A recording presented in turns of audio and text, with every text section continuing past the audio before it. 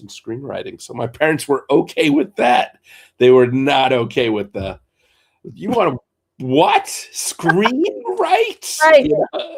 I can imagine like everybody who's like, I'm going into Hollywood, and you don't say what it is. Every parent is like, oh man. Yeah, they were not pleased. They were not pleased.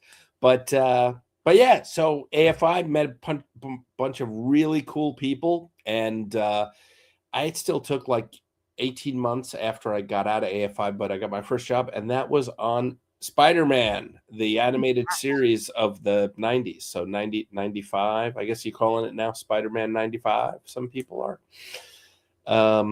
And that was my first credit. And from there, winding path to, I guess I'm kind of known for these DC animated feature movies like Batman Hush, Justice League Dark, Teen Titans, The Judas Contract, most recently Aztec Batman.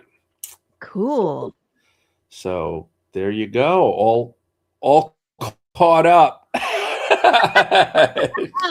You're like, that's my life in 5 minutes. Yeah, there you go. That was it. Hope it wasn't too boring.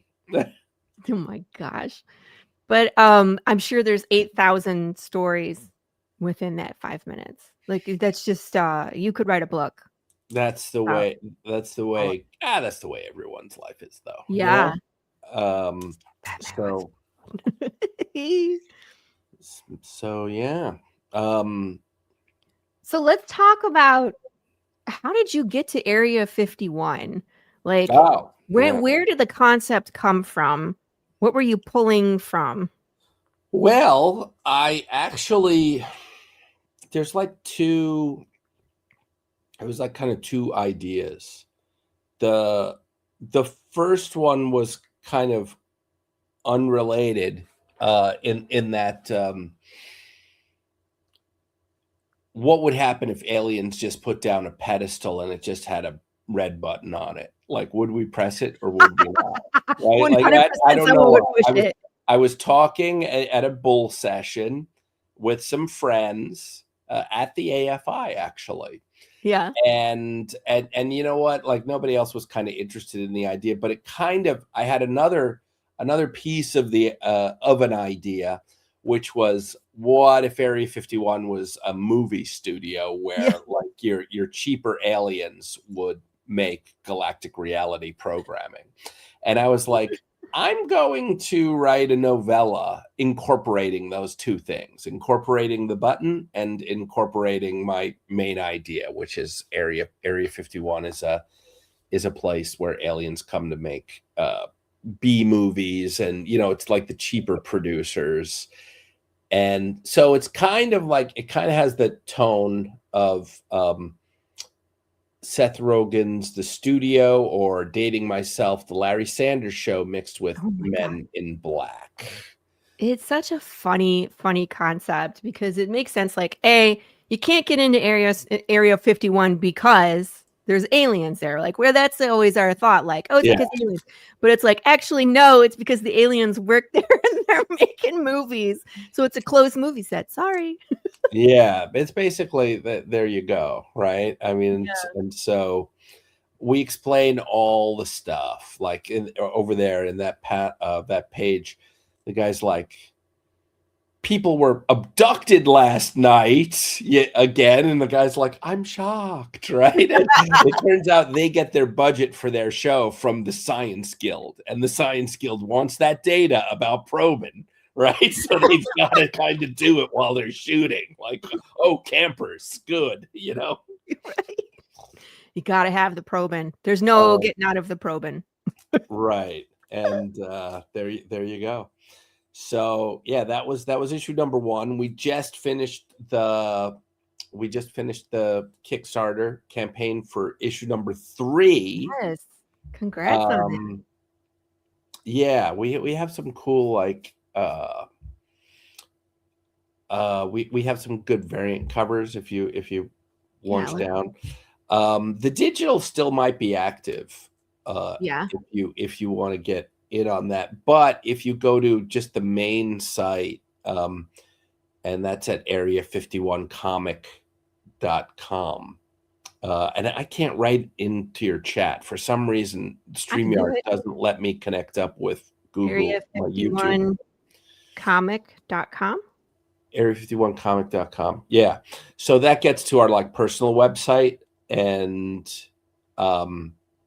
you can get the digital copies. You can get the original novella.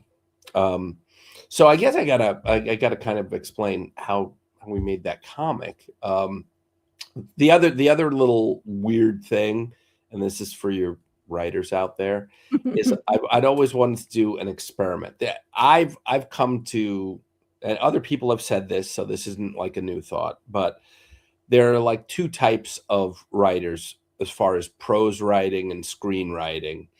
And that you're either a plotter or a pantser.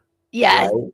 Yes. So I'm a plotter. I plot hard, baby. I gotta know the ending. I gotta know all the turning points and surprises before I start, right? So I usually write a fairly extensive outline.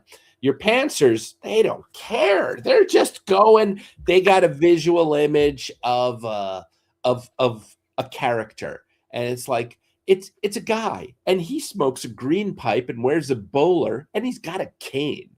Right. And they just go with that. Like with pantsers, it's like almost discovery. Like, what is this character going to do? Let's find out. Like, what's going to happen to him? Right. I know. So writing the novella, because I know I go, novella's 20,000 words. It won't take me that long, and it's taken me like 30 years, but as a side project. But I was like, I'm going to do this like a stream of consciousness. I am not going to outline. I'm just going to start with my calm thing, and I'm just going to go and see what happens. So that's kind of what I did with this. It was like my experiment of, can I be a pantser? And that's interesting. I've never thought about that, because artists do this all the time, right? They're like, I want to try like a different coloring method that I haven't done before, right? To kind of push themselves, see if it works better, maybe take from here and then apply it to what they used to do and like level up, right? I never thought about doing that as a writer. Like, I've done other things, like I'm going to write prose instead of comic. I'm going to write superheroes instead of horror, that way. But I've never been like, I'm going to pants it.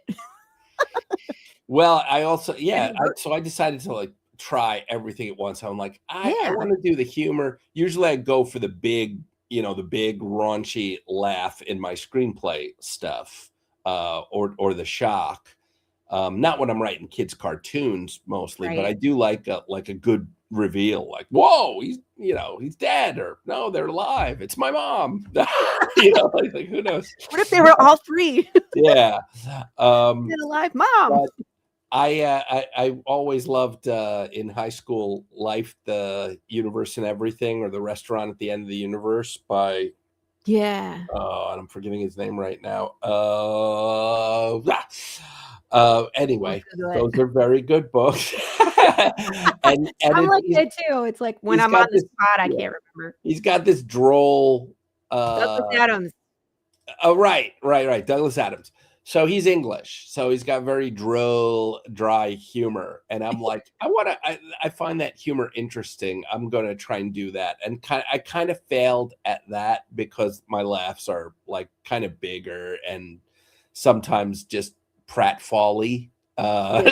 So that's not usually Douglas Adams. He's like, my word, you've worn the wrong bowler to the meeting of the aliens who want to eat us. How rude.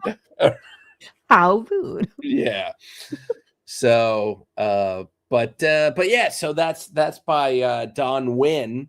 He does these kind of famous packs, sketch cards. That's what they're called. So I told him, oh man, I'd really like something inspired by one of my favorite episodes of classic Trek is Amok Time. Yes. And so that's when Spock gets in the heat, and he has to kill his friend Captain Kirk, or does he?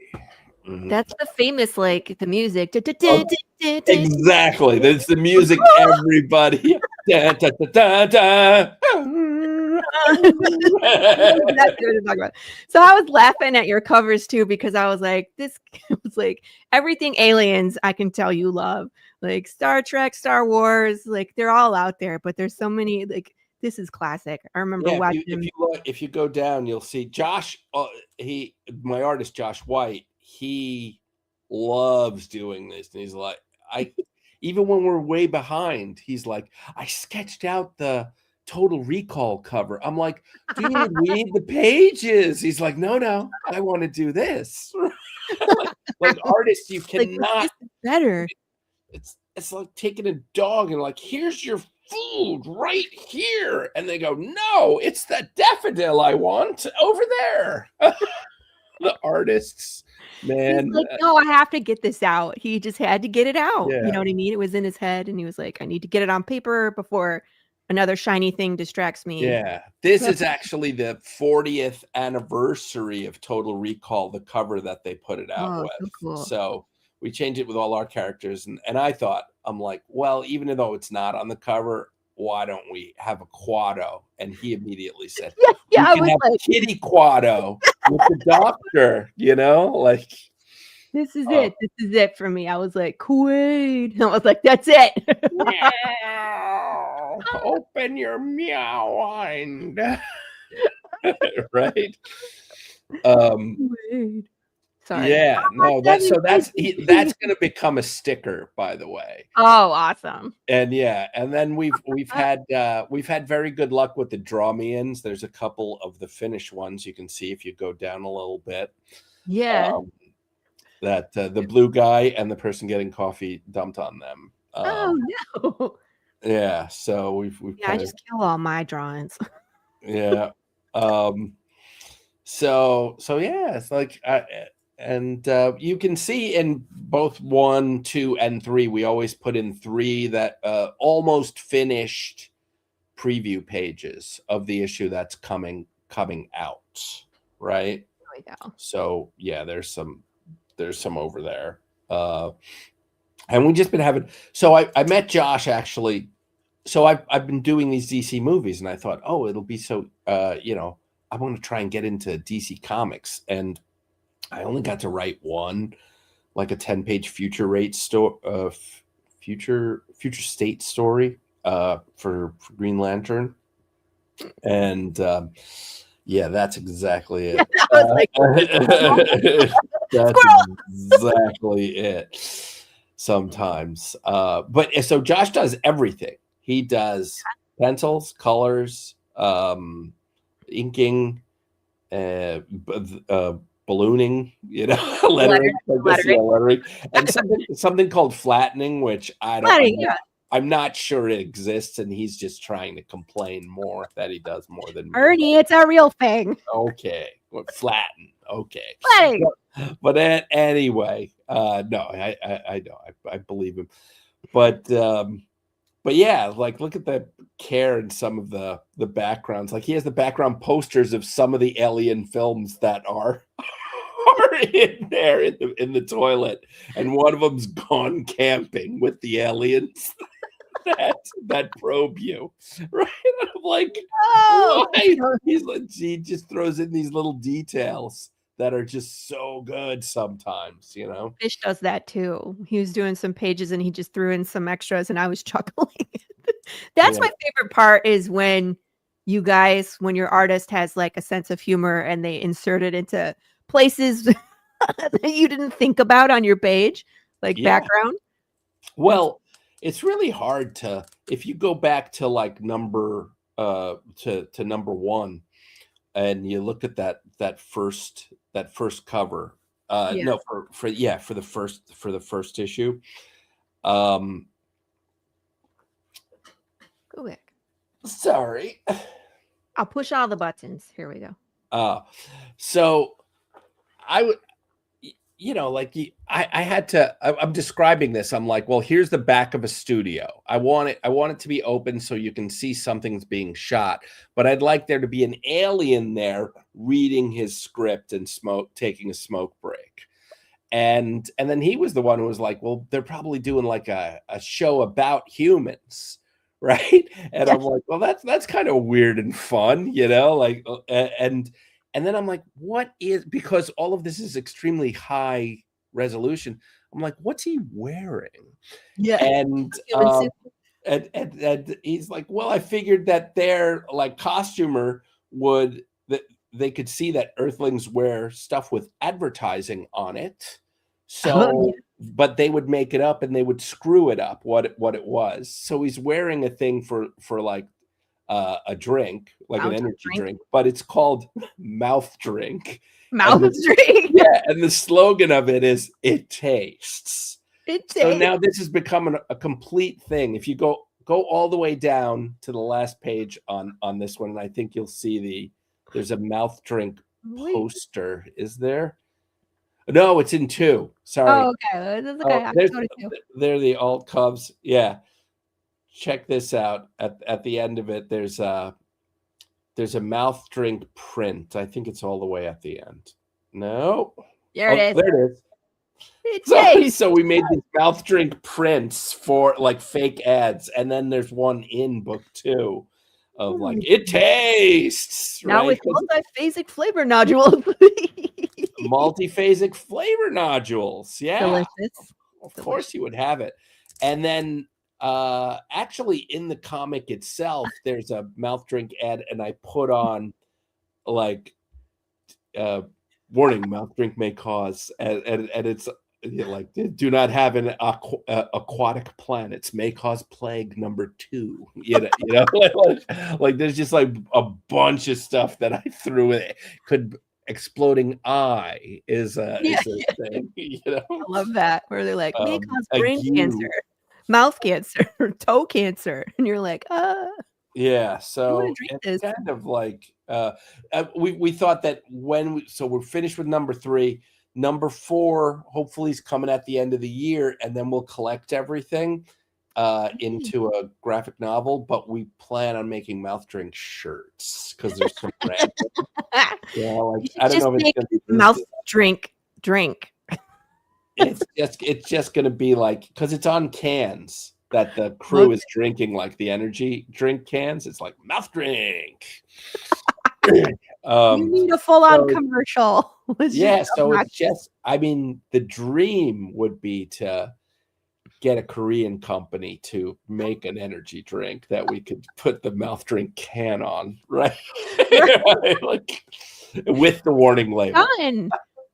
My friend Kevin Davis, he has a drink for his for his business, and so there's like, you can third-party stuff, like they just make a generic energy drink, and you can put your own marketing on it. So he has one. He's always asking me to do one. I'm like, I don't want to ship drinks to people, carbonated drinks to people, Kevin. No. With comics, no. Yeah. I mean, if you were going to do it, I would think you'd have it at your table. Yes, right? it would be like that only. But my backers are foodies, and so when it comes to like hot sauce and coffee and candy, they're like, give us all. Someone was like, I want tamales as a stretch goal, and I was like, I love you, but no, not shipping you tamales. Can you imagine? Yeah. But, yeah. So I was doing some DC stuff, but I couldn't crack it. And then I thought to myself, and people were constantly telling me, you should write a comic, and some of your other weirder ideas, you should try writing a comic. But it was really daunting, the Kickstarter. Like, oh, I got to know how to use this website. And then, I got to hire like 4 or 5 artists to do their different things. Yeah. And instead, I went to this thing called the Comic Creator Comic Creator Connection. And then there's another one. But there's 2 panels that are kind of mixers between artists and writers. And the Comic Creators Connection bills itself as speed dating between artists and writers. So you sit literally, the artists have their portfolio, and you can check it out for 5 minutes and tell them about your idea. And if it's a match, you exchange cards, right? That's awesome. Every con should have that. Every con should have really, really well worthwhile. They do it at WonderCon and San Diego Comic-Con. And so I met Josh, and I saw his stuff. He had one image that I was like, oh, this guy could write Area 51. Yeah. So I pitched it to him, and I was like, did I come on too strong? I was like, I know some DC people, and I could see in his eyes, like, yeah, right. I'm like, I felt like, oh no, I've blown it with this guy, right? But so then they went off to the panel that they were going to see, he and his friends. That's by Livio Raimondelli. We're doing a little bullet time, except ZB, I love it. I love all these is covers. giving script notes, and his assistant isn't having it, right? So then he goes to Justice League War World, and I was the first guy out on the panel. I had written the Western Wonder Woman part of Justice League War World. And he was like with his friend, that's the guy that I thought was bragging. And yeah, see, that's the thing is, you're like, I know some DC people, and they're like, yeah, right. Yeah, his friend was like, his friend told me this story, but the way he said was, so I told him, maybe you weren't all full of shit, which means Josh would say, this guy's probably full of shit, right? But then it was like, eat your words, damn you. But we get along great, and he does everything. See, there's the doctor, and that's an experimental cat that he's trying to see. There's a lot of different plot lines in this thing. Yeah.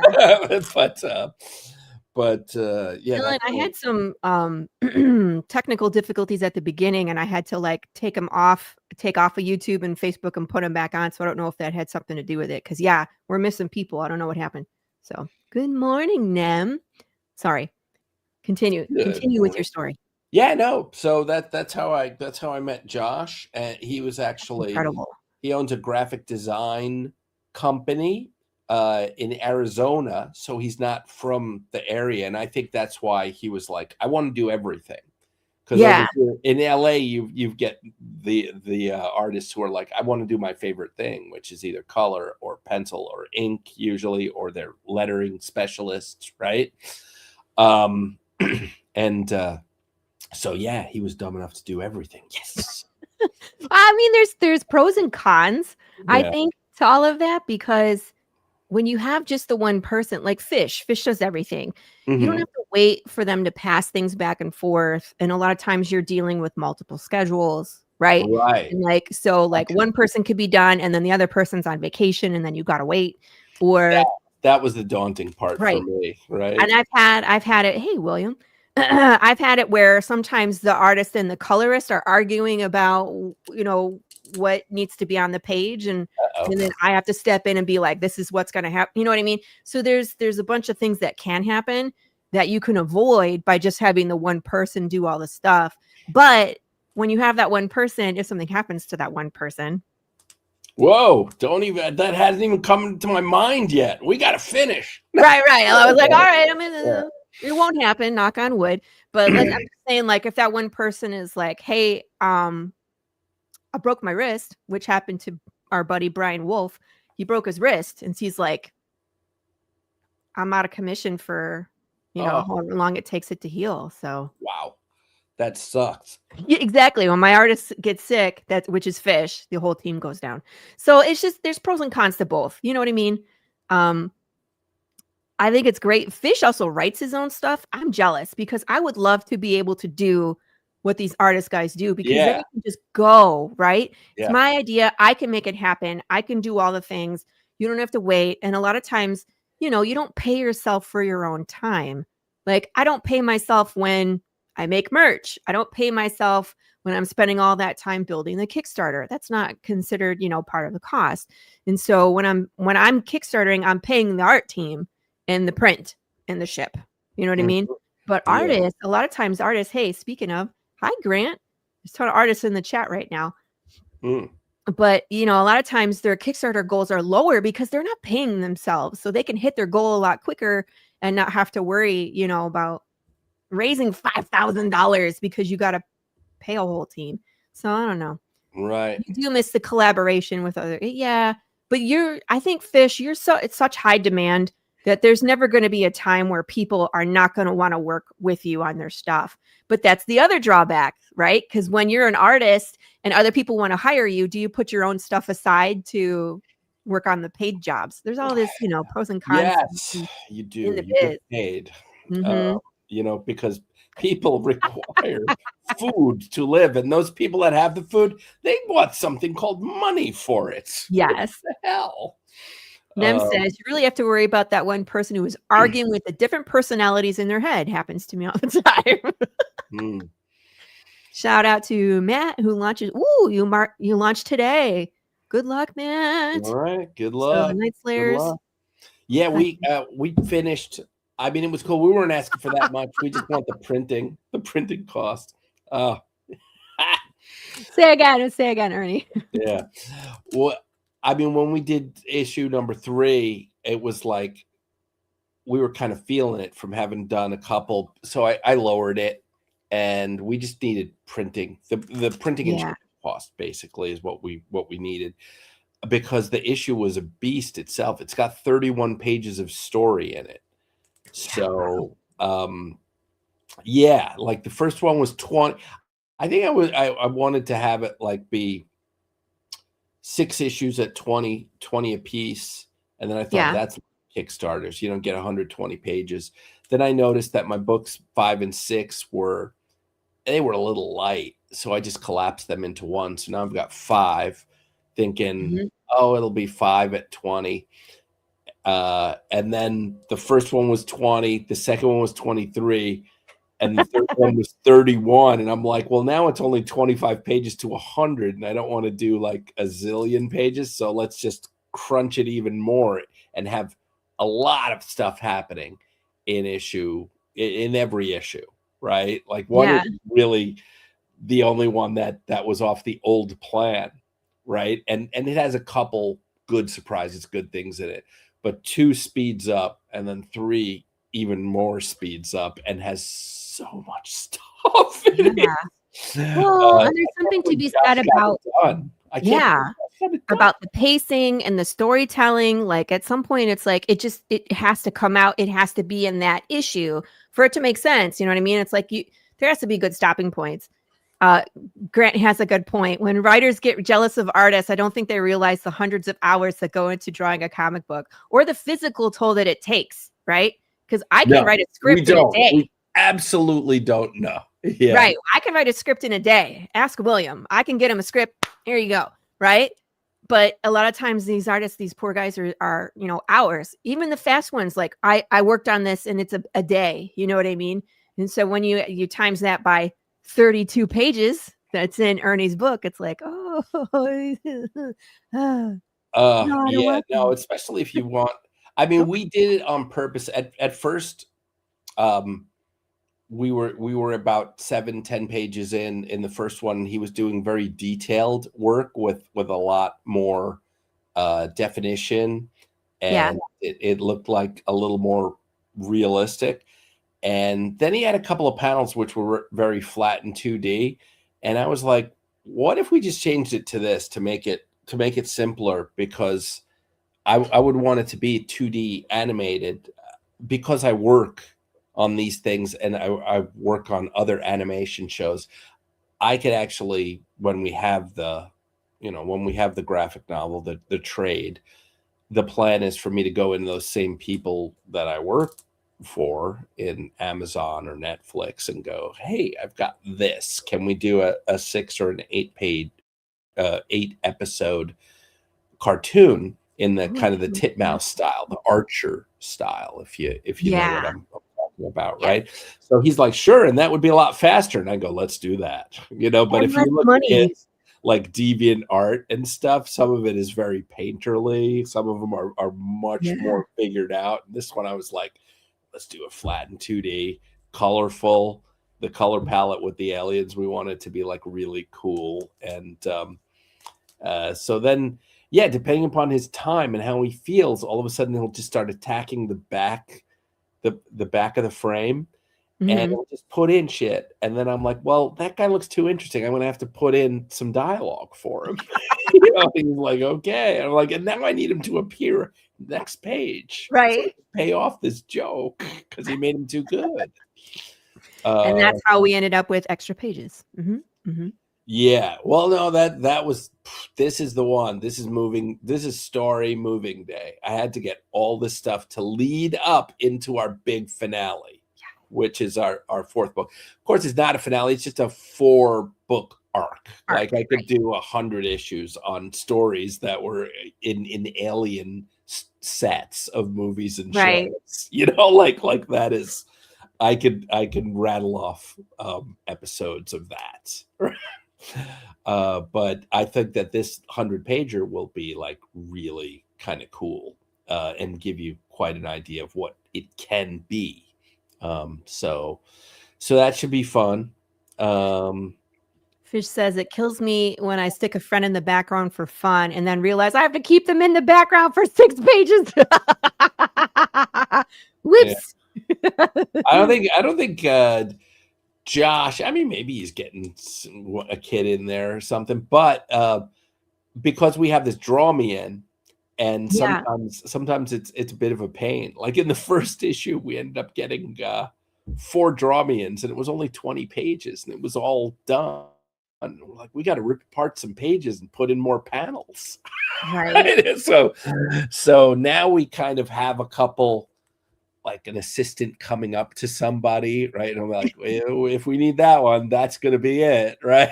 That's Like smart. that That's smart. It's always one, the assistant.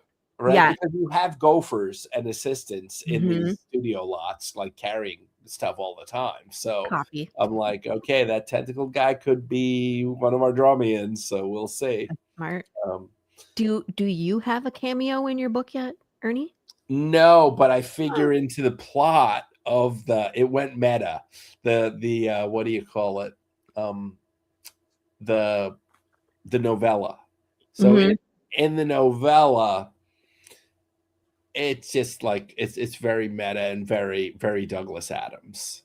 Let's just say, okay, and so you meet the writer, and Oh gosh. yeah. It's like I'm saying that I wrote the entire adventure, but it hasn't been produced yet. Like the Yeah. guy was just telling me to write the script. That's So as I said, it's like weird. really meta. Yes, Yeah. There's it a works out.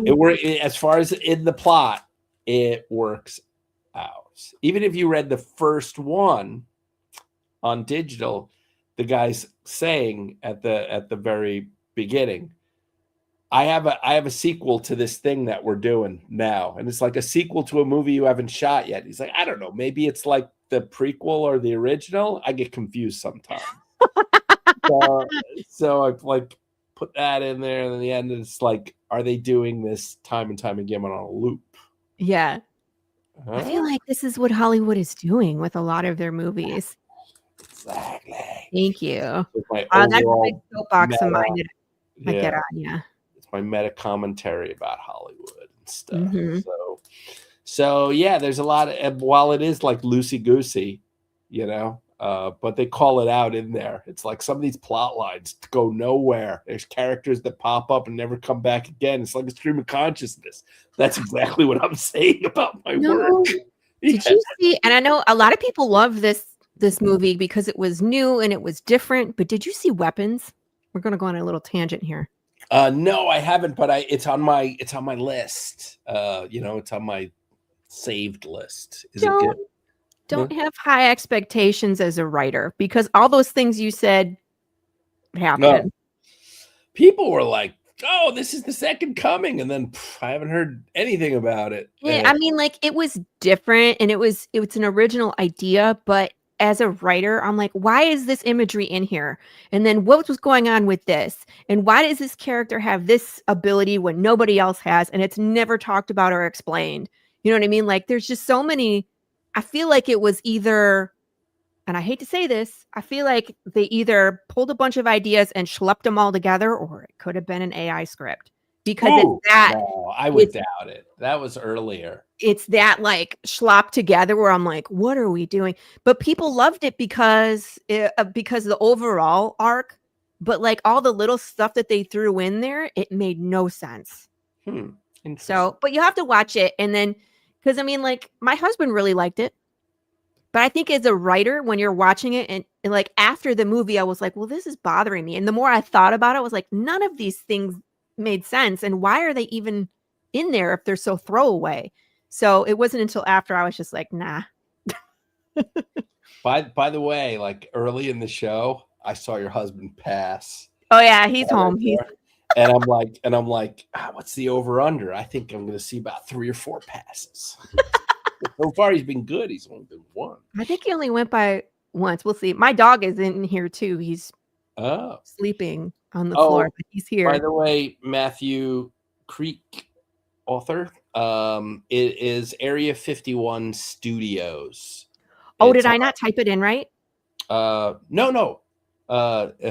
He just asked him what the comic is. If you Google Area 51 Studios on Kickstarter, you can see the project and you don't. Do you have it tells you all the stuff? But my personal site is area51comic.com. Okay, I did it right. But yeah, so Matthew, we've had it up.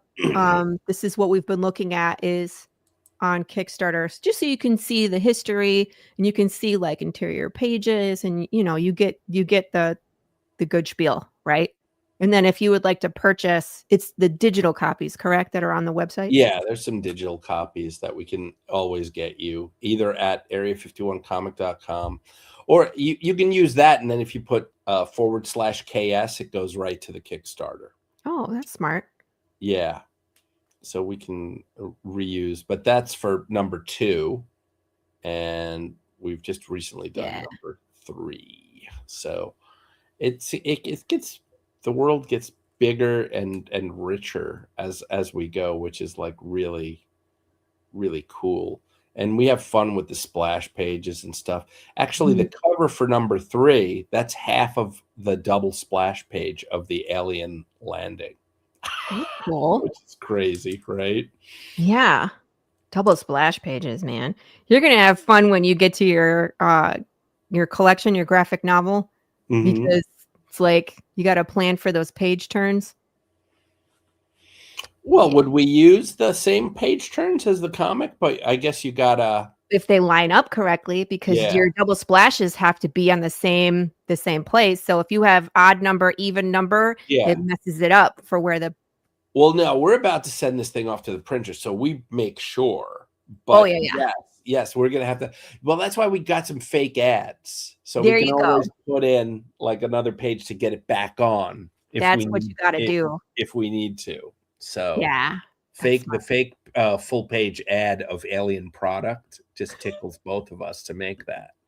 I think those are so funny. Fish does those too, but it's like that always makes me laugh when you're reading comics and you see like just an ad that's in that world, but it's so it speaks to comic culture where it's like, oh, sea monkeys, X-ray specs.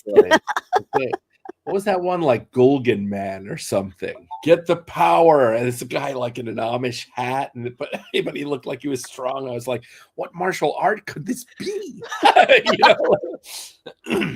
That's too funny. Yeah, those comic ads. I mean, most of them were very much ripoffs. It's like, it's just 4 box tops and you can get a scooter, a real scooter. And it was like a picture of a scooter, right? Not a very good one. Little one. Yeah. Or it was a little toy. Yeah. A tiny thing that you would get in a Cracker Jack. Yeah. I was like, I feel like I've been lied to. It taught you valuable lessons about truth in advertising also. See? So that was freaking great. It taught you about capitalism right there. There you go. One of my favorite themes through the years. Oh, and then one of the things I want to talk about. Well, we're going to play the game, but when we get back from the game, I want to talk about more of like the studio, like the language, the intricacies of what you're putting in the story because it came from your experiences working in Hollywood. Like there's a lot of stuff that goes on where I'm like, the only way you would know that is if you did it, right? Yeah, I love that inside baseball stuff of like the Yes. little rivalries and the even just the speak. And I just figure that anybody who's not involved in it would totally get. Like in this one, they fight over credit. They're like, your co-producer could do it. And it's like, you can be my associate producer, or you can be unit production manager. And the guy's like, can I at least have a solo associate producer card? It's like, fine, and so some people aren't going to get that, but they know what they're fighting over, Right. which is like, it gives it this like patina of authenticity, which I really appreciate when I'm watching a show about a topic that I don't really know about, like Queen's Gambit. I didn't know that much about chess, even like searching Bobby Fischer. And I'm like, look at this world where they put these little kids through. You're like, this is so competitive. Insane, The pressure, man. It's nuts. Yeah. Yes, Carrie. The alien is wearing a human suit on the cover. The actor going at there's the little and there's very small things in that one too, like the alien that's looking at his lines, and if you notice that there's a bunch of them that are highlighted, and that the joke for the actors is I highlight it's like my line, crap, my line. So they highlight theirs and they do not give so they don't get confused. Some people that's the kind of the cliche about the self-centered actor. Okay, it's mostly untrue, because yes, you got to deal with the people and you got to form a relationship inside the movie with them, so that no, they don't do that. But the funny part of it, just like the funny part of the director, and I think I used this line in one of the issues, is it's like, listen, come here, my talking props. It is like, they just consider it's like, you do what I say. I give you words, you speak my words. Like, there are people like that. There are definitely directors like that. So yeah, in I think number 2, ZB, the head producer, asks his lead assistant, he's like, have my talking props calmed down yet? Right? And it's just like, she does it. There's not like, you shouldn't say it. It's just like, yeah, they're pet. They're at the explore the habitat stage. Good. So. That's so funny. Just like the thought about it, like how they approach it and how they think about the business in of itself. Too funny. Exactly. There's a lot of ego. There's a lot of ego in Hollywood that is ripe for making for poking fun at, as you might guess. So right. I think that's one of probably the biggest drawbacks of like people who are creative, and they're like, people are like, you should take your script to Netflix. Like, I was told that you should take your script to Netflix, and I'm just like, I don't want to. It's like, I don't want to deal with that. Can't they just do it without talking to me? No.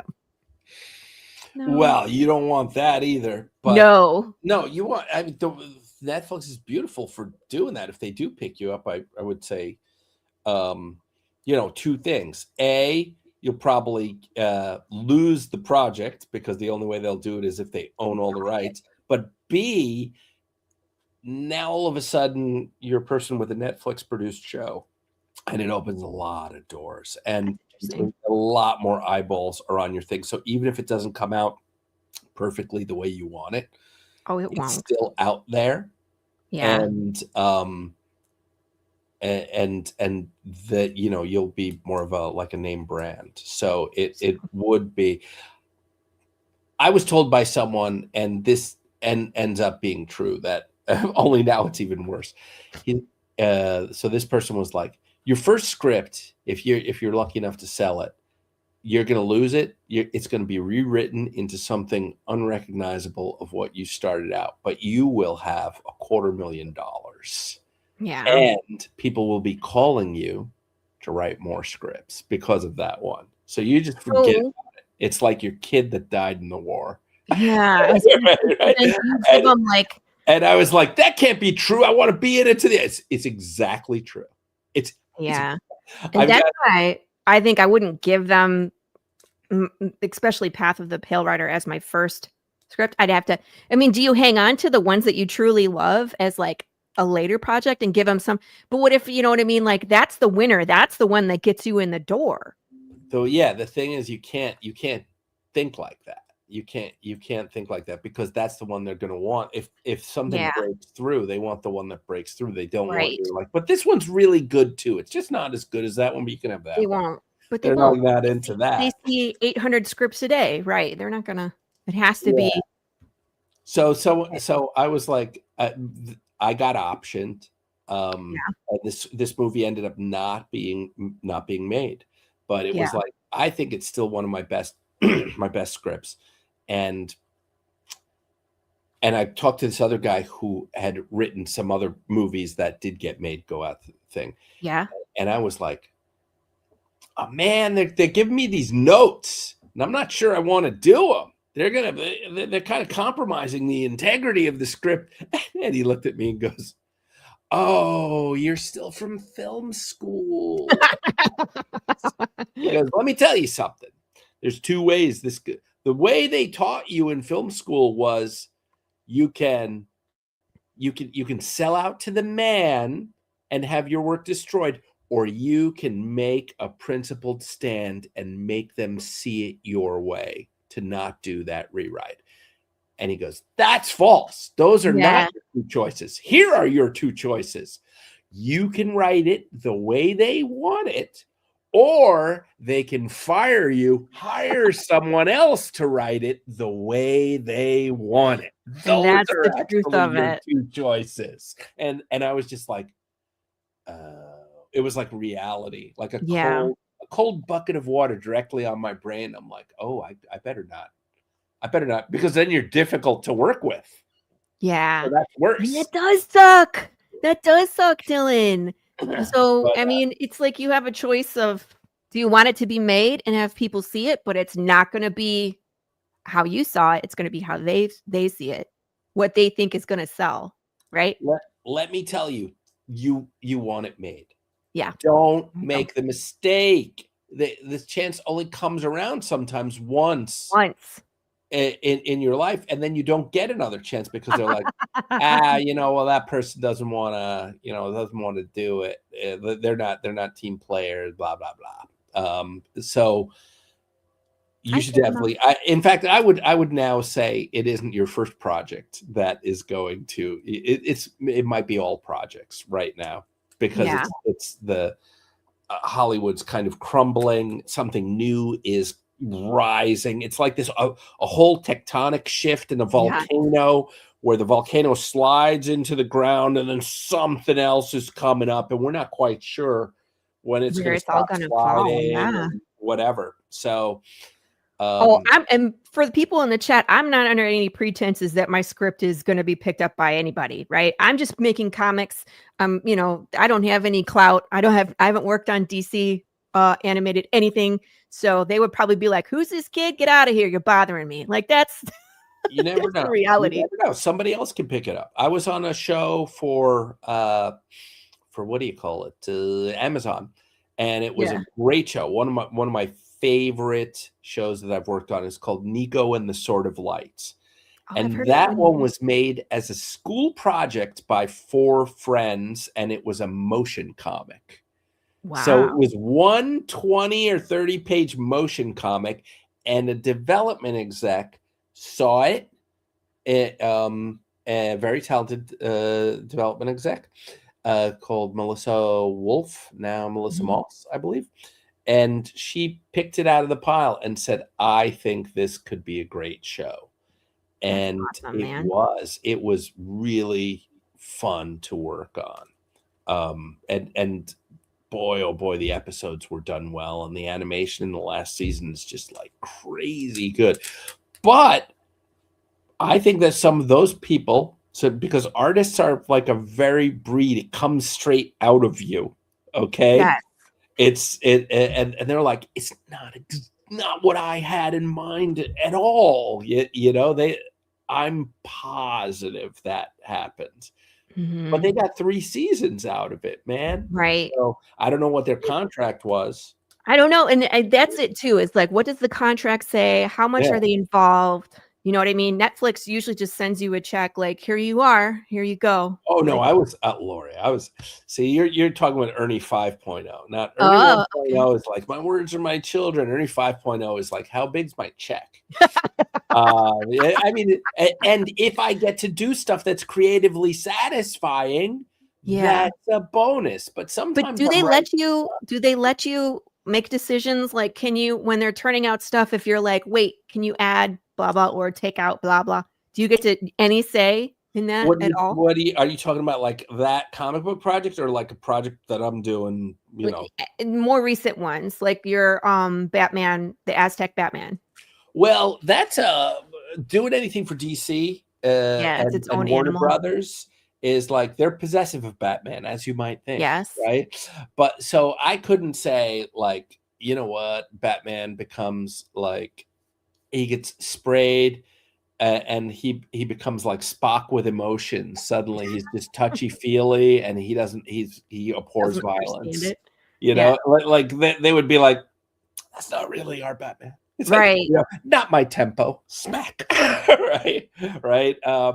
So you can't, and it's like, oh, I just have Batman. Yeah, he chops off the Joker's head. He's had it. You know, they're like, no, can't do that.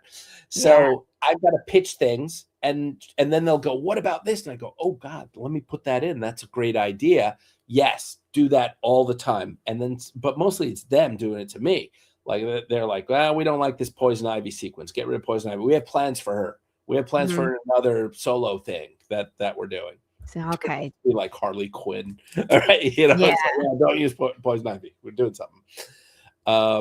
So yeah, they want to work with you. They want you happy, right? Up until a point. And Right. and then the machine takes over and there's dates and there's due dates where they want it to air and stuff. And then like they can't have the overbearing artist going, Yeah. oh man, the noses aren't quite right. Yeah. You know, And you they're get the like, reputation "Mm, of right. Their noses, right? what's the guy that played the Hulk in the one movie? Chad, help me. The Ang Lee one? No. Which one? The Ang Lee Hulk, the one with Who's the main actor? Eric Edward Norton. Oh, the Norton one. Yeah, because that's where his career ended because Right. he was so difficult. And it's like, you're not the writer, you're not the director, you're not the producer. And he was just so attached to how he played this. And the guy, the Flash, I mean, you know, career ending for other things also. Yeah. But Ezra Miller. Both of them are actually talented writers. Right. You can tell because of Yeah. the depth of the part and the character. But Edward Norton, I think, actually has I think he's a director. He can be a director because they have a myopia for everything. Like they lock in on every, no, it's got to be in this color and we have to have this 50s music in the background, but some neon lighting. Like they see that stuff. I just like telling the story. I tried directed a couple shorts and stuff. It drove me up a tree. Yeah. People were asking me all these questions. The directors are the people that love to answer all those questions. It's like you see it a little bit. They send it up with what's his name, who makes the weird movies in his Amex ad, where it's like, which one of these guns? And one of them has like a barrel, this one, and the other one is like scrolled, and he's like, that one, that one, that one. You know, it's like all of these, like, which one of these blues? Which one of this? You know, they love. I'm just like, get away from me, everybody! I just want the people. I think it's the difference of like just wanting to tell the story, and then being hung up with all the little decisions that take to make the story. Some people are like, this is the plan. This is the big plan. You know what I mean? Other people are like, we need 17,000 decisions in order to make your plan happen, Ernie. Can you answer them? No, go see my assistant. Like, sometimes the great thing is, and this kind of, here's a thing that the creators might not be invited to, and this will kill you. Like, say you got your Path of the Pale Rider, and they would be like, now we voice casted it. We've got the guy that, maybe you get lucky and you're like, Anson Mount is doing, your lead character, right? But it could be just more like John DiMaggio, who does Bender. Bender, yeah. Which is he does a lot of stuff. I would take him for sure, right? And it's like, here's Tom Kenny. He's SpongeBob, and also now he's your character. That would work. No. Yeah, but anyway. Yeah, exactly. So you're like, oh my God, am I going to get invited to the voice records? And they're like, nah. The writers, or the creator, they're like, yeah, that would be, because you're especially in the case of the creator, you're like, that isn't the voice I had in my mind. And they're like, I'm sorry, we got to go. We've got to make this thing. But so, story of my own little life. I think you'll like this. So I wasn't invited to some of the ones, and I was like so pissed off. Some of these big ones, I was like, man, I would really love to see Anson Mount doing my Batman for Injustice, right? I don't get invited to it. And so I did a live action movie that was going to be a low budget movie set in Hungary, and it's about two bumbling private detectives. The title is not mine. And it's called Dicks at first. And I'm like, well, this title's not, now they've changed it to Dead Giveaway. Okay. But we made this movie, and I mixed up in my head of like, well, if I'm going to be writing this and flying out to Hungary and be on the set, I want to be on the set all the time, and I made the director promise me. She's like, oh, okay, if you want. And I just mixed it up because in the recording studio for an animated project, you're in a big comfy chair with a leg rest, and you're watching people spout your lines, and you're eating snacks that they're bringing. They take your lunch order. It's like those seats at the Laker game. Would you like sushi? I'm like, yes, I like sushi. That wasn't it. That's not it on a practical stuff. No. So we're shooting in an abandoned communist car company filled with bird shit and asbestos, clouds of it. It's 100 degrees outside, and in the set they build a black felt thing. And the director's like, I'm glad you're here. We actually need you in a scene. You're going to be an actor too. I'm like, I don't want to be in this place. I think it's unhealthy. Like, I might die being here. Like, I ended up going to the hospital with pneumonia after about 6 days of it being so hot and all of that. I had like a lung infection because of all that crap. And I was like, you know what? And the worst part of it, call SAG, tell them what's up. So here's the difference between, like, say, director and writer, right? I was like, all right, we got it, right? He's like, we don't have it.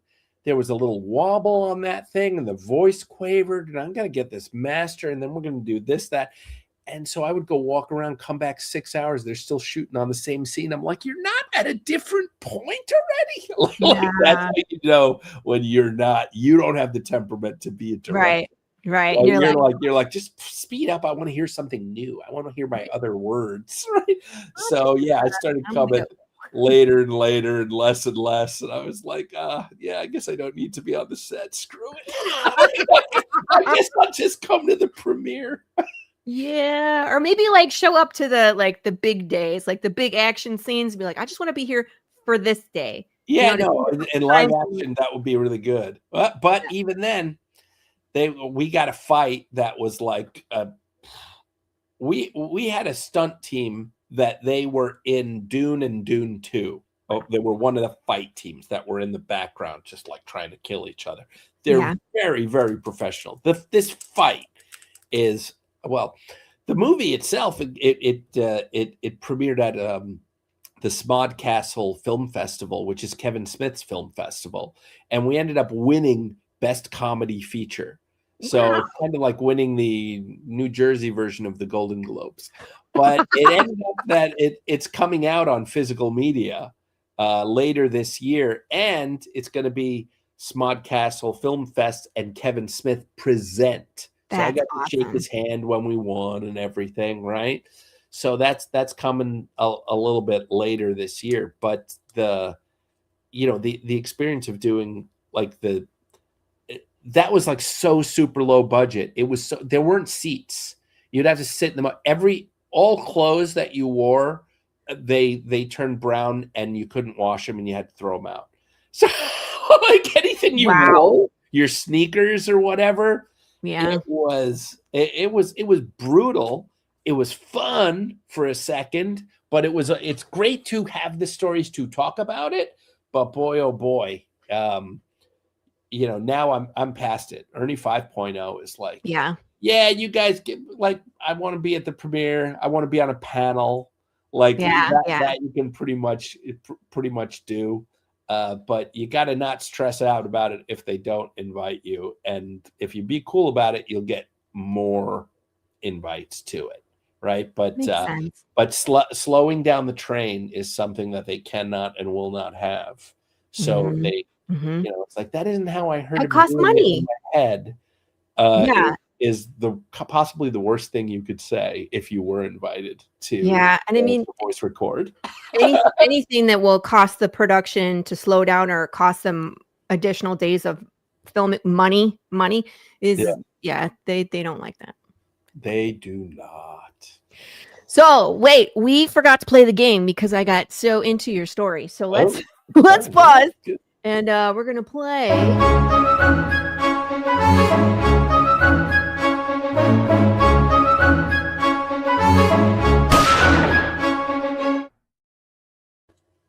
Wow.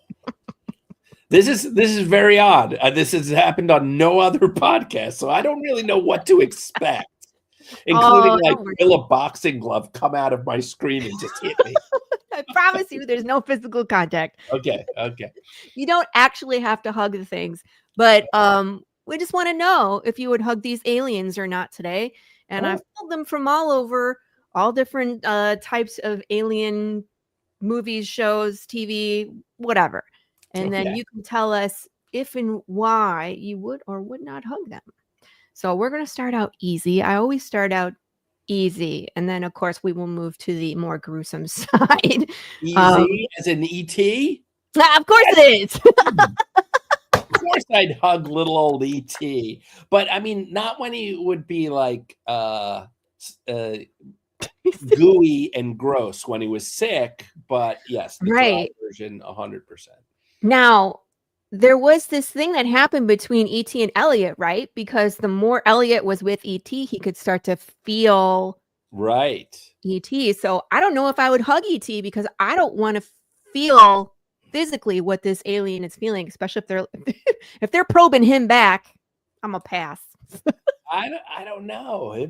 I think it would be good, right? You're like, oh, I'm feeling as he's rocketing through the star system, but you could also get, oh, he's into me. I'm not sure about this.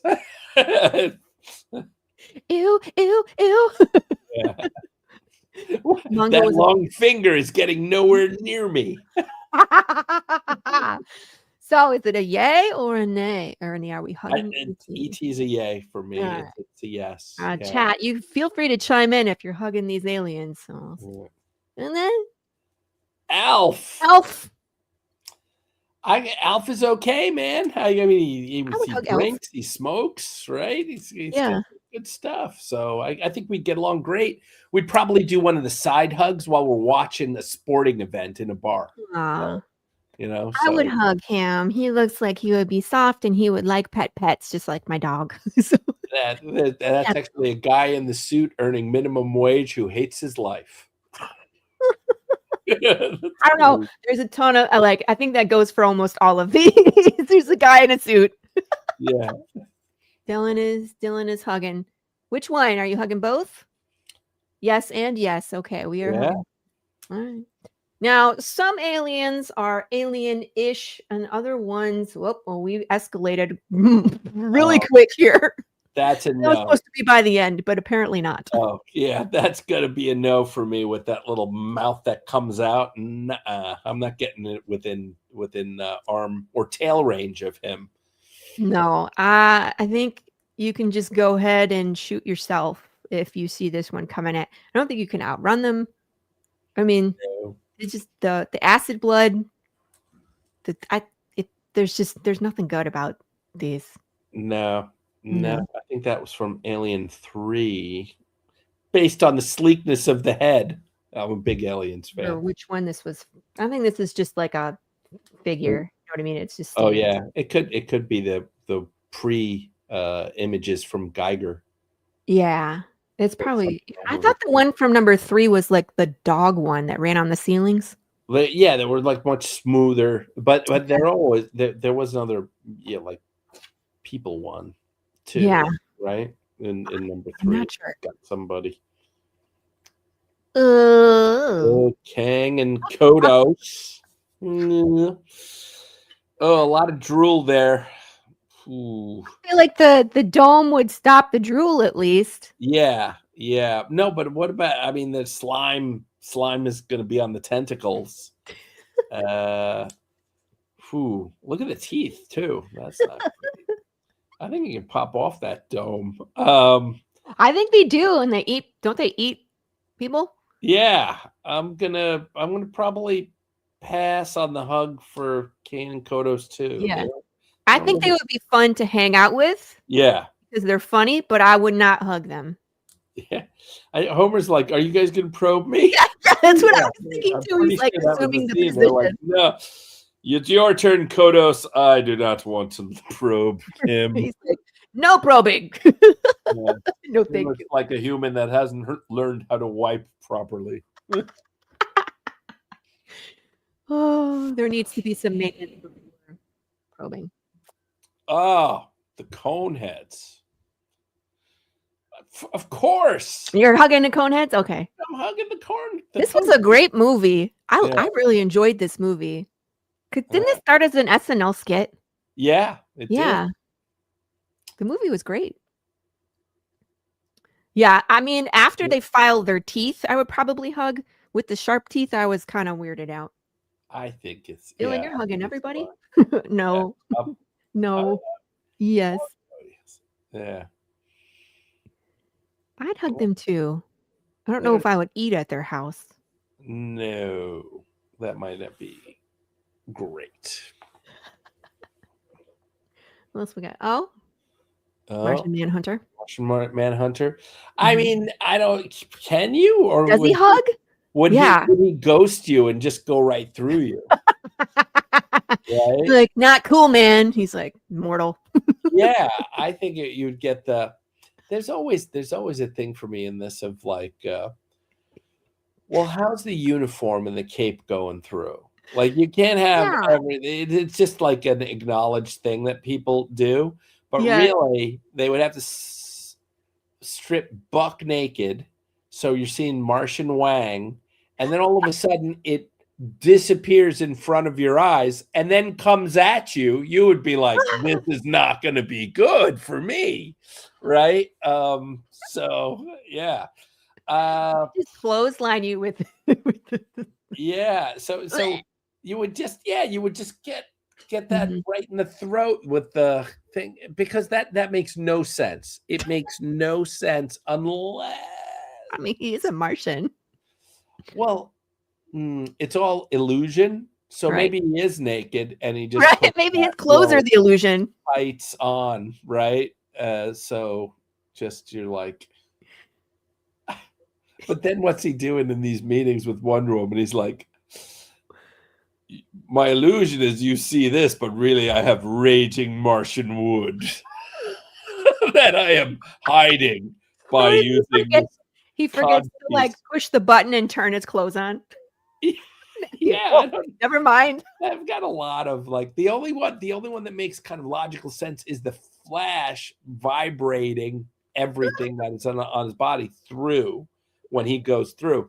But in all of these other cases, Invisible Man, It's like, Yeah. oh, your suit's invisible now, you know, No. it just doesn't make sense. But I don't know. The secret I case is don't his know. no parts. I think there'd be no reason to hug this guy.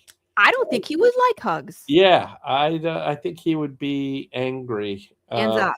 Yeah, I'm gonna say no. Even though he's a hero, he's just like, why? Nobody hugs. I've never seen It would him be hug. a very much one-sided hug. Like you're hugging him and he's doing this. Exactly. It's like, stop touching me. Yeah. Oh. Oh, this is God, I'm forgetting the movie. Enemy Mine. Enemy Mine. Dennis That's Luke Quaid. Gossett Jr. Yeah. Dennis Quaid, Luke Gossett Jr. Luke Yes. Gossett earned the Academy Award for Officer and a Gentleman as the drill instructor. This is criminally underrated movie. I love this movie. This What the is holy Herman is this? Oh, It's not man. Enemy Mine. Enemy Mine. Go look it up. Great alien movie. Yeah. I mean, if you guys haven't seen this or haven't heard of it at all, you are in for a great 2 hours of, and this is like, if you consider yourself a sci-fi nerd, this is one of the movies that you really need to watch. There's a bunch of them. I could get, I'm sure we could talk about the nerdy stuff, but yes. I mean, like, how would you? Child. What's your pitch for this movie, Ernie? You could probably sum it up better than I can. Oh yeah. Like, So it's the Earth is in a war against bumping up against an alien system, and we have this has got to be set up in the 2100s or something, maybe 2200s, and so we've got like attack fighters. These guys, these two pilots trying to kill each other, they knock themselves down, and both of them crash land on a hostile alien planet. And what they discover is that neither of them are going to survive without the other's help. Yes. So they basically have to band together against like the harsh and deadly flora and fauna of this alien planet. And then it becomes like so much more. Right. Yeah. I don't want to give a big spoiler. Yeah. There's a huge spoiler. Right. Really good twist about what happens with your relationship. Twist. And it's really it's quite. I think it was based on a book, and usually you can tell what's based on a book because those are much better figured out. Yes. And it's got a lot of like backstory and stuff in it, but. Oh yeah, this is a great movie. Yeah, I would hug him. Yeah, Klaatu? No, I forget his name, but I would definitely hug him. I mean, like they found out they have so much in common. It's almost like it's one of those where it's like you're fighting because your world tells you that you should, and then you know now that you can see that you're a person, that you have a brain behind you, it's like okay, but they would have never been friends. They would have never been on the same team if they didn't have to fight back against the planet. So next, yes. Never seen it, but yes. You guys should go watch this movie. You would really enjoy it. Really good. Of course, I had to throw Spock in there. Are you hugging Spock? Absolutely. He would just be like, this is illogical. Not needed, Like he'd be a little weird about it, but I would hug him anyway. Yeah. I'd even give him a back hug. And he'd be like, oh. And if I annoyed him enough that he Vulcan nerve pinched me, I'd get a nap out of it. It'd be fantastic. That's some good sleeping. Right. That would be hilarious. It is a logical choice to hug Spock. That was the best sleep I've gotten. Ooh. I don't think they're very huggy. The Predators. That's going to get you gutted, I think, in your own intestines. Mm-hmm. I'm going to say no to that one. Yeah, I agree. You can see them from afar. Hope they don't notice you. Yeah. Hopefully they don't think you're worthy prey. You want to be like, this is when you want to be like the fat couch pillow. And they're like, oh, that's not even, there's no effort there. So it's actually the person who's eating the chips and watching TV which is probably going to survive, other than the person who's like running at an Olympian level. Right. Right. Because they want the sport of it. That's the whole. Exactly. Do not hug Spock. He will put you to sleep. Yeah. It's a bonus for me, sir. So face spider equals no. There's a lot of face spiders out there in the alien world, but I only picked this. Those are mandibles. Yeah. Still gross. Yeah, still gross. Oh, that was the finale. I should have put the other one as the finale. But, the alien. Mm-hmm. That's the big bad, in my opinion. Okay, you know what? It got me off. I thought you would build towards something. I was trying to. But you know what? This is good. It was better this way. Surprise! Yeah, it was better this way. That was fantastic. Game in the podcast. Woo. There you go. There you go. Yes. So we're gonna play it one more time. Thank you again for playing. Oh, I actually have to push the button. Here we go.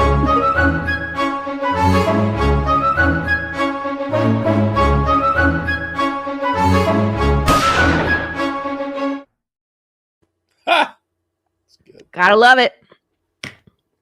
Always a fun time. And no, I won't show him the rabbit, so don't ask. I was expecting the xenomorph at the end too. The xenomorph. Oh, so let's get back on train here. Back to the inside of the studio. So again, we were talking about kind of like the colloquialism of behind the scenes. What's the craziest thing? Tell us the story of the craziest thing that you saw behind the scenes that you were like, yep, that's Hollywood. Oh man. I mean, there's just like there's like crazy cool, and then there's crazy bad. The crazy bad is like it's a litany of people behaving poorly to other people. Like I've been an assistant where you're just getting yelled at. You're like, but that wasn't even my job. Like, you know, like you actually said for me to do the opposite, and now you're like, this is wrong. I'm like, but you told me to. Yeah. So that's. But those are funny afterwards. But the people that stay in that business it's like Entourage. The people are like losing their hair and stuff. I didn't need help because genetically, I got my dad and my brother's uncles. But I would have lost it a lot faster. Oh gosh. Yeah, you get these like weirdos in some cases, and then you know more dangerous folk.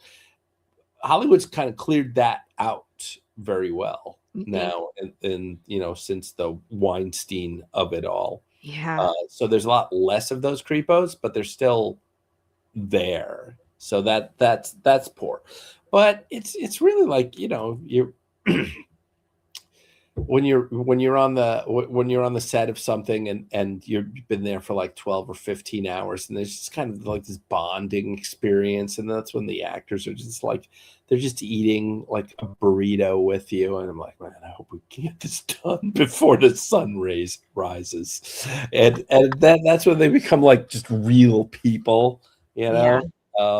And I mean, but yeah, and it's completely different in the live action when you're out on location or inside the recording booth for an animated thing. You know, I mean, it's really cool. Clancy Brown's a huge voice actor. He's in a lot of different things. He's very, very talented, right? And he's also was a live action actor who was the Kurgan. Yes. So, you know, whenever he comes on a project, and I think I've done 2 or 3 with him, I'm just like always pinging him about like, what was this like, man? What was Sean Connery like? Yeah. And he'll tell you those stories, you know. Did you see recently, because they're remaking Highlander, that he was like, oh yeah, I got this. I think he has the Kurgan costume, or at least the helmet. Oh, does he? Yeah. He has it. Yeah. So he was like, oh, look at this. And whoever was like, what? I mean, if you're an actor, you get to keep that stuff, or but you Yeah, don't keep it, you steal it. A or lot. that. And sometimes they Yeah. give it to them, but other times, Well, yeah, they're just like, usually you have to be a little bit bigger, right? Because some of those costumes cost some money, and if yeah, you're, whatever. I mean, whatever the child actor or the little person that was in ET sometimes was not getting the ET thing that no, cost $1 billion, yeah, no. as much as he would like to. That belongs in a museum. You know what I mean? Yeah. Like they're not gonna. Yeah, Baker's not getting that R2D2 thing. He's like, "Can I have it?" It's like, "No, No. we're gonna need that." Yeah, it's too funny. But yeah, so I don't know. It's not like I don't know if there's really cool specific stories. I've been dancing around on the edge of Hollywood for so long. Yes, some of the animated projects involve big IP, but it isn't like I'm palling around with Michael Keaton, or something because I've done Batman Hush. Like he's not on a yeah, he's Yeah, not a Facebook friend of mine. We could get some donuts and stuff.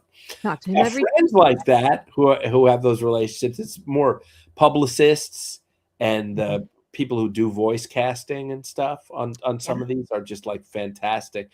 You see the cast, you're like, oh man, I watched this show.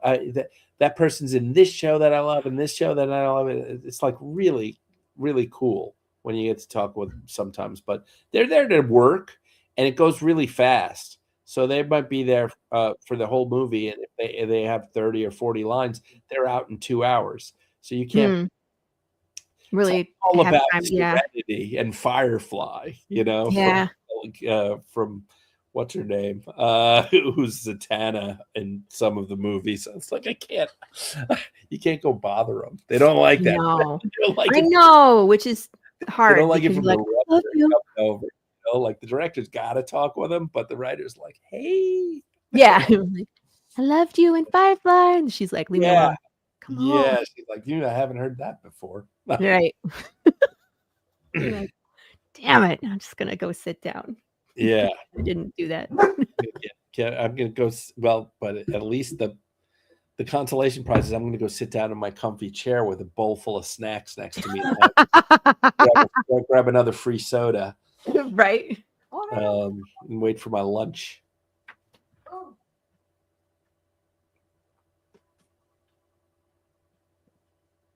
Someone was barking, so he needed to leave. He didn't even say hello to us today on the show. Sometimes he comes over and says hi. Sleepy dog. Okay. So, what other comics do you have up your sleeves, Ernie? Because I know Area 51 Studios is so great, but you're already planning on the last kind of issue to wrap it up. So there's got to be something else in the hopper. I know you. Well, we're doing. I mean, I wouldn't say wrap it up, but we're going to give it a little pause because that way now we're going to have our graphic novel of the 4, and we'll see. I mean, it's always a world we can come back to. Yes. But Josh had an idea, and we might be looking into doing that.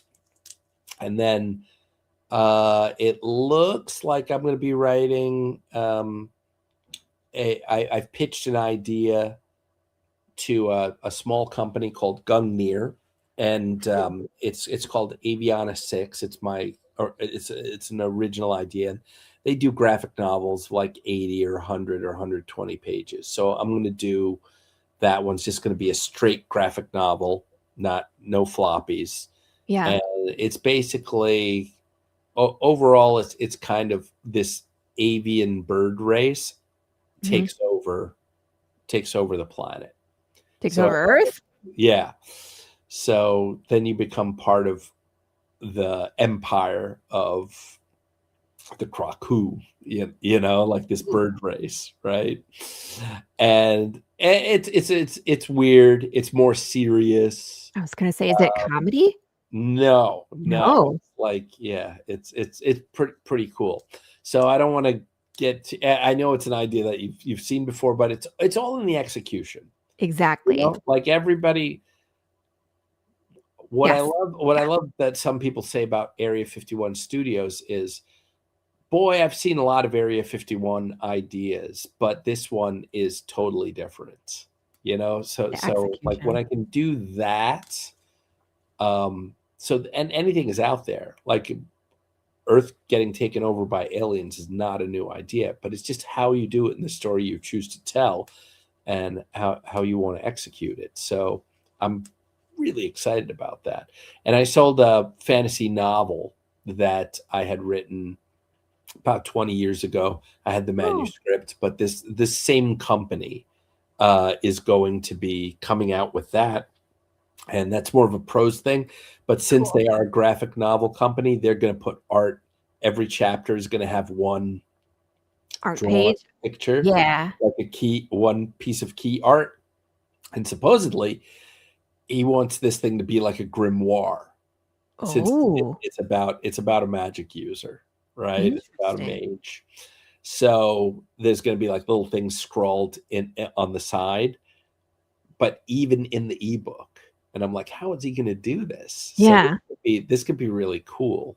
So I'm not entirely sure how they're going to do that, but I've never seen it, and I've always wanted it to be that way, right? Like when you're reading your ebooks, like if it would, maybe there'd be something that would move, like it would be almost a motion comic for various pages, and you would be able to get your illustrations in there too. Interesting. So I don't know why. It's probably something like you need almost a comic reader, but also a Kindle reader, like that you would Yeah. program between the two, which would be Yeah. tough, right? I don't think anybody's kind of done that before. So that would be really cool. Because I've seen like the illustrated books, like the Yeah. novels with the illustration, and we've seen the motion comics, but this is kind of like putting them together. And that Well, would we'll be see really an what interesting happens. experience. Yeah, Huh? I'm only talking about the illustration part. I don't think that it would be a motion. I was just saying maybe it requires to have the filigreeing and the grimoiring, right? Of Yeah. like, say, a spell book, right? You want Yeah. all that It kind of would like cool stuff glow. on the edge. Yeah. Mhm. Like maybe that requires some sort of technology like a motion comic. Yeah. That's what But I'm I'm not thinking saying, too. Like, I would love it if that every now on a page that like something would, a with just, light would come on and go down as you were reading it. Like that would be so cool. But I think yeah. that technology is like, Yeah. Or that would like, be you know fun. how like a lot of times in a spell book people are making notes. It'd be fun on the page Yeah. if like you could see someone scratching a note into the side Yeah. page, something I like think that. I think what we will have is when you turn the page, you'll be able to see the entire thing, but not it being scratched in. Oh, okay. Like, so there'll be like a little, like, whatever, 2 eye of newt, uh, Right. can of tuna fish, you know, so something like that, right? Like some sort of weird thing. Where it's like crush the berries but don't slice, stuff like that. But Yes, that would exactly. be fun. That would Mm, be really cool. little Harry Potter reference. I get you. You got it. See? I get you. I'm that type of nerd. Mm. I'm in all the things. New obsession has been Dungeon Crawler Carl. That's been a fun ride. I've heard about it. Mhm. I gotta check out a couple of issues or episodes or what. I It- don't even know what it is. I recommend the audiobook. The audio. Audiobook. So like on Audible, that's where I started, and their voice. There's one main voice actor. His name is Jeff Hayes, who does 90% of the 99% of the work. And it wasn't Mm. until like later books where they started bringing in some of like guest voices to do some, but it does such incredible work. And the story is just bonkers. So it's a wild ride. So highly recommend the audiobook for that one. Um, I started going back and getting the books. So those hardcovers are $30 each. Mm. I was like, oh my God. So, and there's 8 of them right now. So it's like, I'm gonna have to spread those out. Mm. Cool. Yeah, no, I'll have to check that out. A Yeah. lot of people are talking about that. I mean, Well, they just decided to, I think it's live action. It's, I'm sure a movie is coming, and an animated show maybe. yeah, they're doing a TV show on Peacock. It's who's that guy from the Family Guy? Oh, Seth Rogen. Yeah. I'm No, not not Seth Seth Rogen. Rogen. Seth. The other one. You know who I'm talking about. Yeah. He's the one that's kind of Is he doing it? Is it yeah. EPing it? Yeah. Seth Everett. No, that's We're so terrible. I thought this was just me. yeah, no, I do that all the time. I'm gonna get it. I always Google it. Yeah. Seth from Family Guy. Is it that? Seth Seth MacFarlane. MacFarlane. Yay! Yeah. So hopefully he's not. Come on, viewers. I know. I was like, where are you, chat? Where were you, Fish? They're always a little bit behind. I think Fish is off working. Oh, okay. It's a 2-hour show, so we usually get people in the beginning, people in the middle, and the dying here, people. You can help out. But hopefully Seth MacFarlane is not a main part. Like, I don't see him as any of the main parts, but hopefully he's executive producing it. So yeah, it'll be interesting to see. He probably will be in it as something, but yeah, they don't usually put themselves as main people. Yeah. Hopefully. I mean, they know he and Seth Rogen, they love the nerd stuff. Mm-hmm. I mean, it's just like, I guess he didn't do that in the what was the space show? What was the Star Trek show he basically did? Lower Decks? No, not Lower Decks. Come on, the live action one. Come on, people. Seth MacFarlane. Star Wars. Star Trek. Star Trek. Show. Yeah. The Orville. The Orville. See, this is why I'm terrible at trivia nights, because I know all the things and I've seen the things, but I cannot remember the names. Have you seen the Orville? Huh? Have you seen the Orville? No. Oh my God. I heard it's really good. Dude, where's it on? It's on Hulu, and I don't have Hulu. Sometimes the episodes are uneven, but then some of them are so freaking good. Yeah. And they have this laugh out loudness sometimes of that Star Trek would never have. Yeah. There was one thing I thought I was going to die. I was laughing so freaking hard, where he goes over to the aliens and basically they're like the Worfs, okay? Mm-hmm. And so they're like this. Are you guys doing anything? I just thought we were gonna like hang out, you know. Like they didn't understand. It's like, well, do you like have any games? You know, well, there is one game that we have, and they bring out this like brown, it looks like a coconut or whatever, and it's like, well, the thing is you must toss it and to each other, and if don't let the Kuglak catch you, or so, you know, something like that. And so they're tossing it around, and he's telling a story, and he's like, you know what, this is pretty fun. And he's holding it like this, and all of a sudden spikes shoot right through his hands, and he's like, ah. And the two other people go like, Kuglof. Like he's won. And I fucking was paralyzed. I was laughing so hard. Tears down my eyes as I rewound it. And I was like, that's one of the funniest moments I've ever seen on TV. Was on that show. So just to get that, but then there's another one that sometimes it's like Black Mirror.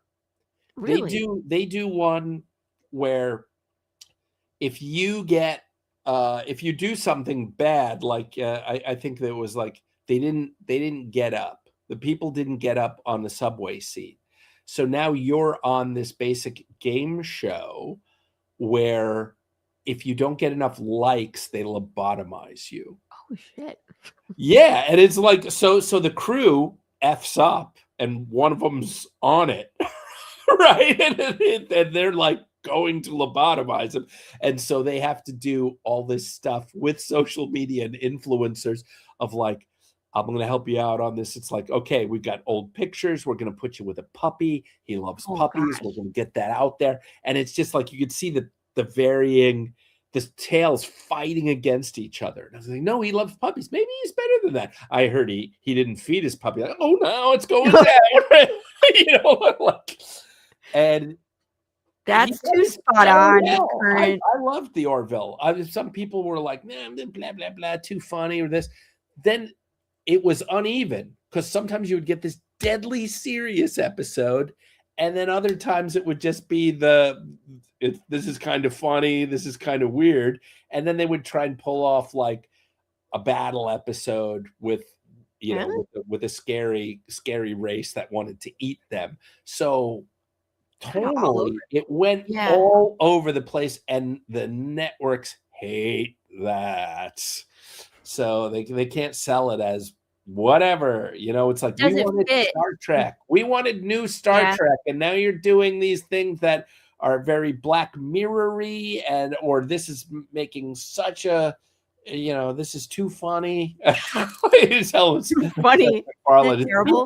It's too funny. Too many notes. Just didn't fit into their neat little box of what genre is this. You know? So anyway, that's my way of saying he's brilliant, and actually he's gonna, if he puts himself in as a side thing, it's just like Seth Rogen. Yeah. I like it. I'd be cool with him as a side character. There's actually one that he could be that is later on that would be really funny for Seth MacFarlane, but as long as he doesn't make himself Carl, that's all I ask. Yeah, well, that needs to be a big name. That needs to be an A-lister in that role. Well, A-lister for TV. I mean, if it's actually they're out there, right? I mean, right now there's a ton of them. It's a movie. You never know. Somebody might like it. Like, if they're smart, they would sign on for that. It's gonna take off. Like Cavill, Cavill was like this big. He's a big Witcher fan. He's a big Warhammer fan. Right. The movie is like, I want to be in Warhammer 30,000. It's like usually you wouldn't get somebody like that, but because this guy is a fan, he wants to be in it. So, but yeah, so. That will be good. That will be good. If they're like, I think, actually, because Carl's a big guy. So what's his name? Richardson. Alan Richardson. Oh. Like the big guy from like War. Yeah. From what do you call it? He was in Reacher. He's the new Reacher. Yeah. He's been in a ton of stuff. Yeah. Right. I get his name. Richardson, I think, or Richardson, something like that. No, it's not Richardson. I think it's Richson or something like that. Alan. Richardson, yes. And he's been Richardson? Ritchson. Richson. There you go. I type in Richardson and it corrected it. He was like, that was like Hawk, and he was in Hawk and he was Hawk and Dove or whatever in Titans episode. If you watch Titans, the HBO Max thing, which was pretty darn good, some of the seasons. Yeah, I see it. Yeah, Titans. And he's been in a ton of stuff, but he's a huge guy. He was in Hunger Games. Yeah, I remember that as a one part, right? Yeah, in the second movie, he was from District 1, him and his sister, and then they both died. So, right. But I mean, like Ministry of Ungentlemanly Warfare, like he's starting to get bigger parts now, right? But that's how big Carl is, and so I feel like if they were just to hand these people this book and be like, "Please read this," you know what I mean, before you judge this series. Yeah. Ooh. It's about like a guy in a dungeon who wears heart boxers and a talking cat versus aliens. If you look at his jeez, right? He actually, I think one of his first things is this like Blue Ridge Mountain State. Yeah. Yep. Oh my God! It's about like a state college school that's just cheating. And they're all in one frat house, and they just do like cocaine and all the drugs and boozing. I can't believe this show's been made. I mean, it does. Probably pretty accurate. It's like Wall Street in the 80s. Hey, we came full circle. Whoa. I mean, like there's cheerleading, care squads for the right from the first scene. You're like, we're here to welcome you to Blue Mountain State. It's like full nudity. I'm like, where did this show air? I never have heard of this. Yeah, let's go look. Sounds on Tubi for free right now, if anybody wants to go watch it. Yeah. But anyway, it's Ritson playing an absolute dope. But he's a lineman. Or he's a defensive, he's a sack artist basically. And he's physically gifted, but he's just dope. He says some of the stupidest things ever. And so I think if you want someone to make a fool of themselves, he is totally fine with it. And it happens in Dungeon Crawler Carl. In the Dungeon Crawler Carl way. Yeah. He'd have to be a good sport because there's a lot of stuff that happens where you're just like, oh my God. Yeah. It's like being caught in the apocalypse he was outside wearing a t-shirt and boxers because it was 3 a.m. and his girlfriend's 2 small Crocs. Like that's when the apocalypse hits.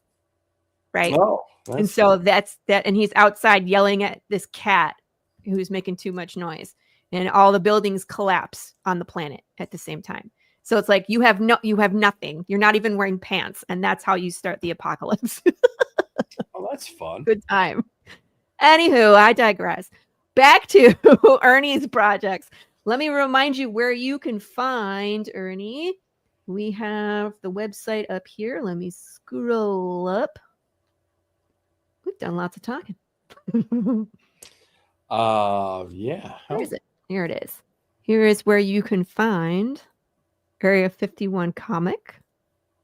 And let's go here. I hope I got that right. And I want to remind you, he is a creator on Kickstarter. One of the coolest things that you can do is click this follow button. And so anytime Ernie goes live, you will know. And it has all his projects here. So if you want to go check out the interiors or art or some of the cool stuff that he does on campaigns, like the variant covers, it's all here.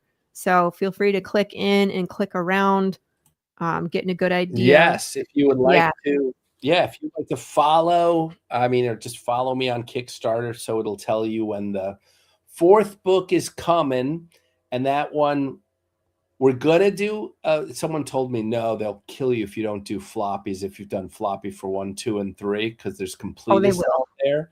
They will. So I figure we're going to do like 100 floppies. That's it for number 4. But then we'll have the graphic novel. And I think right now it's 100 or 102 pages. It's no less than 100. So it's a good size book. It's going to be 100 pages of story and 20 or 30 pages of extras. And that'll be like all of our fake ads. It'll be some process stuff that we've done.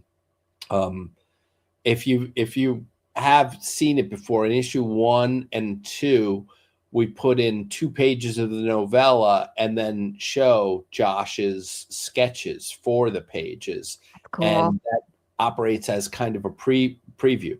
Now, we weren't able to do it for issue number 3 because it was so big. It is a big pain in the ass to try and do those pages early for issue number 4 so we can get the sketches, right? But so in this one, we just did some process drawings and stuff. But there's other ones that are, it's like, I thought it was really cool.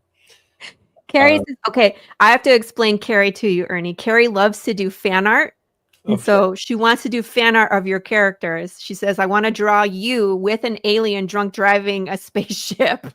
It looks great. Where do you ship it to? Oh, yes, you should definitely.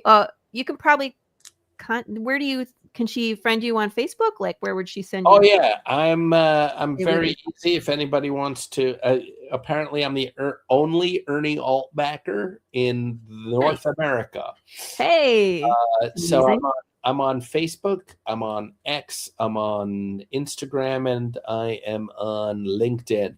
Sorry, I don't dance, so I'm not on the old TikTok. Maybe someone will force me into it one of these days, but I don't see it. I think I'm done. I've signed up for a couple which are dead now because people don't use them, like Tumblr, right? And I feel like I was lied to. Like that should have been it, right? You know, right? And you're always like, "This is the new best, greatest thing." Dead. Yeah, I'm like these new things. I don't want to have to populate so many. Like 4 is the max I have, and I just like it's hard. I repost everything exactly the same.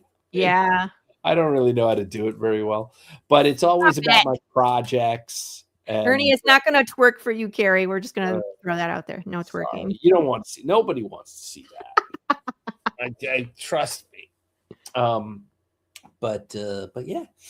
So wow, this flew by. It always does. I know when people are like, "It's how long?" I'm like, "It's 2-hour show, but it's not going to feel like it, man. It really does fly by." So, but thank you again for coming on the show. This was a blast. We could probably sit here for another 2 hours and talk about all the stories you have from your incredible life and things that you've worked on. But you'll just have to come back on the show. Well, yeah. So I will come back when I have something done. something good, right. I guess. Yeah, I'll be at San Diego Comic-Con. I did my first tabling where I was some items have for sale. I've got obviously DVDs that I can sign and books that I've done before. And some comics and stuff. So script for various episodes of various shows that some people might like. But yeah, so I usually can be found prowling around at both WonderCon and San Diego Comic-Con. So I'll be there. I got a cool announcement, but I can't make it yet. Oh, well, we'll be paying attention. I will tell you, I'm writing a video game, and it's for a property that you have undoubtedly heard of. Cool. I'm so excited. Yeah. So I will get that when I can get it up on my socials. I will, and then I think people will be like, "Damn, that's really good." Excited." That's yes, so it's a funny one. All right, I can tell you it's a funny one. But yeah. Really cool. Thanks a lot, Laurie, for absolutely. Thank you for coming on. Yes. And next time I'm going to bring like 2 coffees. I'm going to go. I'm going to get coffee now. I still like the pouring noise. I was like, I should have got coffee. I really wanted it. That pouring noise is like a Pavlovian. Yes. Like the bell. You don't drool for coffee, but you do like, I really want that taste in my mouth and nose and to smell it. It like ZB. I do that too. Yeah, his bodysuit doesn't match up, so he has to snort his coffee through his nostril. And he's always like, yeah, right in the loins. So he snorts it like Coke through a straw. So you would especially love it. Feel free. I know I sent you the first issue. Feel free. There's his reaction after he does it, and it's like, that's the stuff. Right. So feel free to cut out that panel and use it if you need it. Why, thank you, sir. Yeah. All right. All right, friends. That's my gift to you for if you ever create the montage of people drinking coffee, I expect mine to be in there. All right. Or just contact me because he does it several times, so you can pick one. I like the one in number 3. Josh put one where he like snorts it, and the next panel he's got this crazed look on his face, and he's like, right in the loins. I just thought like coffee loins was so funny. People, you need to read this book so you can understand. Yeah. You really do. Well, my friends, that's the show. We got to get out of here because there's more shows coming on after us on The Madness. Make sure you like, subscribe, do all that stuff so that way you can get in on all the good things. And join us here next week on the Tuesday Morning Brew. Be excellent to each other. Kiss your babies. And we'll see you next week. Bye. Thank you, Laurie. Thanks, everybody. Bye. Ozzy, what are you doing? Come and have a look at this lovely book that was sent over. You're wrapping in the perpendicular. Oh, go on and spit the bat out your mouth. No one can understand you like that. Better now. See how 5 dentists and all. Yeah. Oh, well, that's not much better. Ozzy, why don't you sing to me? I can always understand you when you sing to me. Oh, fucking my brains. What is this my publisher sent me? Inked in black with art so sweet. So what do you think? Do you like it? Oh, Lord, yeah.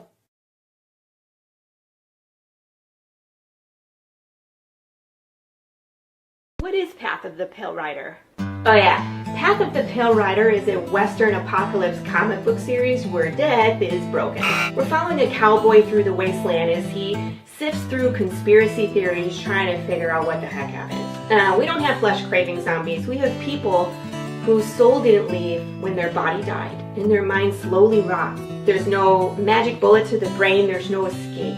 You feel pain, you decompose, you lose your humanity. And by the way, this affects people, animals, insects, fish. So, do you have like 5,000 questions about how this world works?